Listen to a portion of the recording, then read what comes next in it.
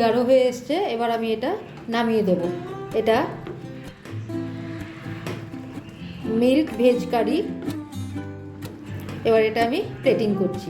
আচ্ছা, একটা কথা বলি যে কাবাব চিনি কিন্তু সবার বাড়িতে থাকে না। যদি না থাকে সেটা দেবেন না, টেস্ট একটু ডিফার করবে, কিন্তু গোলমরিচটা ছাড়বেন না। হ্যাঁ, গোলমরিচ, সাজিরে, এগুলো কিন্তু টেস্টকে ভীষণ, সাজিরে তো দারুণ একটা গন্ধ আছে। আর কেউ ইচ্ছে হলে উপরে কিন্তু আবার বাটার দিতে পারেন, আমি কিন্তু দিচ্ছি না। ঠিক আছে, গ্যাস বন্ধ করে দিলাম। এবার আমি প্লেটিং করছি। আমি এখন শীতের পাঁচমিশালি সবজি দিয়ে একটা রান্না করব, যেটা শীতেরতেই হবে। এখানে আমি একটা বড় গাজর নিয়েছি, 6-7টা বিনস নিয়েছি, একটা বড় আলু নিয়েছি, একটা মাঝারি সাইজের ফুলকপি নিয়েছি। 4টে জিনিস আমার রয়েছে। এবার খুব হালকা কিন্তু টেস্টি একটা রান্না এখন করব। মশলাও বেশি থাকবে না। আর এখানে নিয়েছি আমি 3টে চেরা কাঁচা লঙ্কা। এটা হচ্ছে সাজিরে, হ্যাঁ, এটা হচ্ছে মগজদানা, আর কয়েকটা নিয়েছি গোলমরিচ, গোটা গোলমরিচ। আর এটা হচ্ছে কাবাব চিনি। কাবাব চিনি কিন্তু বেশি নেওয়া যাবে না, এটা অনেক মানে কেওড়া জলের মতো একটু উগ্র গন্ধ আছে। ব্যাস, এই সব কটা এবার আমি কটায় দিয়ে দিচ্ছি। এখানে শুকনো খোলায় ভাজতে দিয়ে দিলাম। কোনো তেল কিচ্ছু আমি দিচ্ছি না, কোনো তেল ফেল কিচ্ছু দিলাম না, শুধু শুকনো খোলায় এগুলো ভাজবো।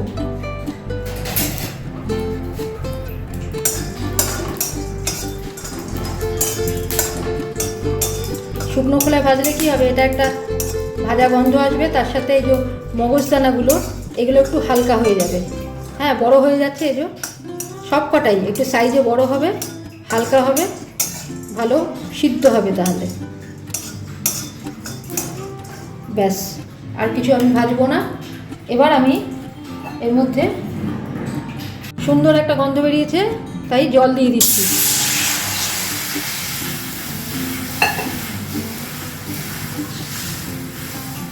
এবার এই জলের মধ্যে এই সবজিগুলো সব দিয়ে দিলাম।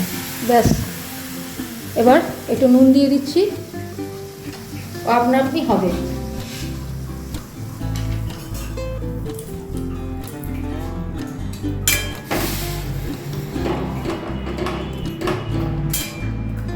নুন দিয়ে এবার একটু ঢাকা দিয়ে দেবো, আর কিচ্ছু এখন দেবো না। হোক, আস্তে আস্তে হোক। নুন দিয়ে দিচ্ছি আন্দাজ মতো। ব্যাস, আর কিচ্ছু দেবো না। আঁচটা একটু বাড়িয়ে দিচ্ছি।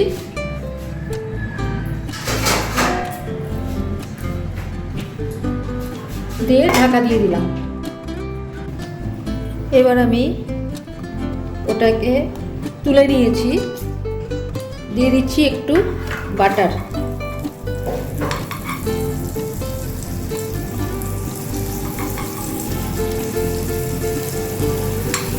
কেউ ইচ্ছে করলে বাটারটা পরেও দিতে পারে, বা না দিলেও হয়।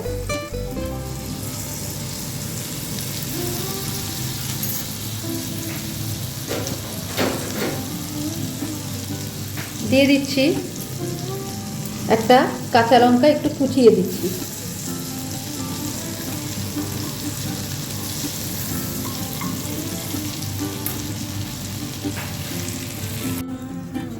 দিয়ে দিচ্ছি একটু ক্যাপসিকাম,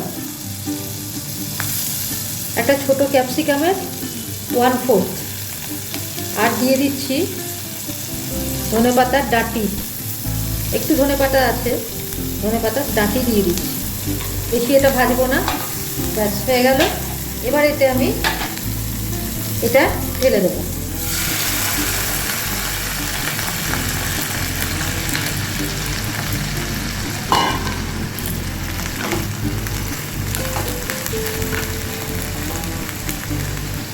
সিদ্ধ তো পুরোপুরি হয়েই গেছিল।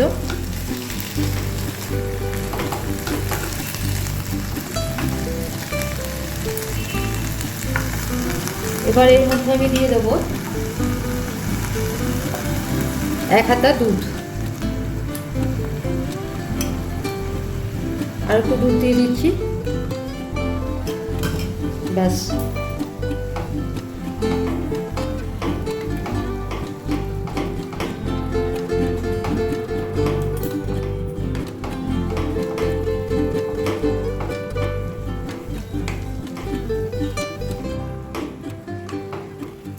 কেউ ইচ্ছা হলে এতে একটু মিষ্টি দিতে পারেন।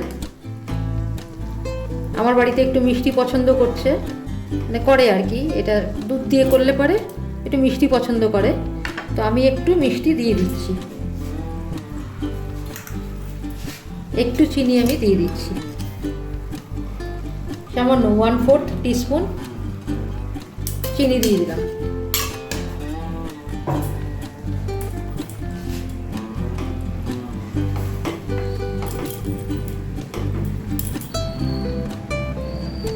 গাঢ় হয়ে এসছে, এবার আমি এটা নামিয়ে দেব। এটা মিল্ক ভেজ কারি, এবার এটা আমি প্লেটিং করছি। আচ্ছা একটা কথা বলি, যে কাবাব চিনি কিন্তু সবার বাড়িতে থাকে না, যদি না থাকে সেটা দেবেন না, টেস্ট একটু ডিফার করবে, কিন্তু গোলমরিচটা ছাড়বেন না। হ্যাঁ, গোলমরিচ, সাজিরে, এগুলো কিন্তু টেস্টকে ভীষণ, সাজিরে তো দারুণ একটা গন্ধ আছে। আর কেউ ইচ্ছে হলে উপরে কিন্তু আবার বাটার দিতে পারেন, আমি কিন্তু দিচ্ছি না। ঠিক আছে, গ্যাস বন্ধ করে দিলাম, এবার আমি প্লেটিং করছি। আমার milk veg curry ready to serve. আজকের মতো এখানে রাখছি, কাল আবার অন্য কিছু নিয়ে ফিরে আসছি। ভালো থাকবেন, ধন্যবাদ।